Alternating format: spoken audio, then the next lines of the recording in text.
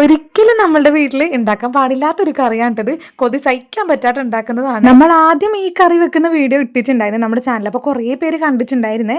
അതായത് കർക്കിടക സംക്രാന്തി സമയത്ത് വർഷത്തിലൊരിക്കലും മാത്രം ഉണ്ടാക്കുന്ന ഒരു കറിയാണ്. പ്രത്യേകിച്ച് ഈ അരീക്കോട് നിലമ്പൂർ ഭാഗങ്ങളിൽ ഞങ്ങളുടെ സമുദായത്തിന്റെ ഇടയിൽ ഈ കറി അങ്ങനെ ഉണ്ടാക്കാറില്ല കേട്ടോ. അങ്ങനെ കർക്കിടക സംക്രാന്തി സമയത്ത് മാത്രമല്ല, നമ്മൾ മരിച്ചു കഴിഞ്ഞിട്ട് 16 അടിയന്തരം എന്നിട്ടുള്ള ചടങ്ങൊക്കെ നടത്തല്ലോ, ആ സമയത്ത് നിർബന്ധമായിട്ടും കൂടെ ഉണ്ടാക്കുന്ന ഒരു കറിയാണ് ഇത്. ഇങ്ങനെ ഒരു മരണ വീട്ടിൽ ഉണ്ടാക്കുന്ന കറി ആയതുകൊണ്ട് തന്നെ ഇത് നമ്മൾ ആ സമയത്ത് മാത്രമേ വെക്കുള്ളൂ. ബാക്കിയുള്ള സമയങ്ങളിലൊന്നും ഇത് ഉണ്ടാക്കി കഴിക്കാൻ പാടില്ല കേട്ടോ. നമ്മൾ വയനാട്ടിലാവുമ്പോൾ ഇത് കഴിക്കാൻ കൊതിയായിട്ടുണ്ടെങ്കിൽ നമ്മൾ ഉണ്ടാക്കി കഴിക്കും. ഓരോ സ്ഥലത്ത് ഓരോ രീതികളാണല്ലോ. എന്തായാലും എനിക്ക് കൊതി സഹിക്കാൻ പറ്റായിട്ട് ഉണ്ടാക്കിയതാണ്. അപ്പൊ നിങ്ങൾ കണ്ടപ്പോൾ മനസ്സിലായിട്ടുണ്ടാവും ഇതിൽ മെയിനായിട്ട് ചിക്കൻ തന്നെയാണ്. ചിക്കനേക്കാളും മെയിനായിട്ട് ഇതിൽ വേണ്ടത് കുമ്പളങ്ങയാണ് കേട്ടോ. അപ്പൊ ഞാൻ വയനാട്ടിൽ പോയപ്പോൾ കുമ്പളങ്ങ കൊണ്ടുവന്നിട്ടുണ്ടായിരുന്നു.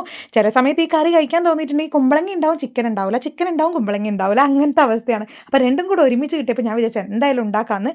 അപ്പോൾ ഇതാ സാധാരണ ഉണ്ടാക്കുന്ന പോലെ എല്ലാം ഉണ്ടാക്കിയത്, കുറച്ച് തേങ്ങയൊക്കെ വറുത്തരച്ചിട്ടൊക്കെയാണ് ഉണ്ടാക്കിയത് കേട്ടോ. സാധാരണ നമ്മളെങ്ങനെ അതുപോലെ തന്നെ നല്ല ചൂടായിരുന്നു. ഒരു ഉച്ച സമയത്തൊക്കെയാണ് ഞാൻ ഉണ്ടാക്കിയത്. അടുപ്പിന്റെ ചൂടും പുറത്തത്തെ ചൂടും സഹിക്കാൻ പറ്റുന്നുണ്ടായിരുന്നില്ല. അങ്ങനെ ഏകദേശം നമ്മൾ കറിയൊക്കെ റെഡി ആയിട്ടുണ്ട്. ഇത് കണ്ടോ, ഇതുപോലെ ഇരിക്കും കേട്ടോ കറി. നല്ല ടേസ്റ്റാണേ. ശരിക്കും പറഞ്ഞാൽ 1 കിലോ ചിക്കൻ ആണെങ്കിൽ 1 കിലോ കുമ്പളങ്ങ തന്നെ വേണം. കറിയിൽ ഏറ്റവും കൂടുതൽ വേണ്ടത് കുമ്പളങ്ങയാണ് കേട്ടോ. അതുപോലെ തന്നെ ചിക്കൻ നല്ലോണം വെന്തിട്ട് കുമ്പളങ്ങ ഇടാൻ പാടില്ലെങ്കിൽ കുമ്പളങ്ങയൊക്കെ അളിഞ്ഞു പോവും, നമുക്ക് കഴിക്കാൻ കിട്ടൂല. എനിക്ക് നല്ല ഇഷ്ടമാണ് ഈ ചിക്കൻ കറിയിൽ വാഴയ്ക്കയും കിഴങ്ങും അതുപോലെ തന്നെ കുമ്പളങ്ങയൊക്കെ ഇട്ടാൽ നല്ല ടേസ്റ്റ് അത് കഴിക്കാൻ. കഴിച്ച് ഏകദേശം അരക്കലം ചോറ് ഞാൻ തീർത്തിട്ടുണ്ടായിരുന്നു. പിന്നെ രാത്രി ആയപ്പോഴത്തേക്കും എന്ത് തോന്നിയെന്നറിയില്ല, പൊറോട്ടയൊന്നും അങ്ങനെ കൊണ്ടുവരാറില്ല.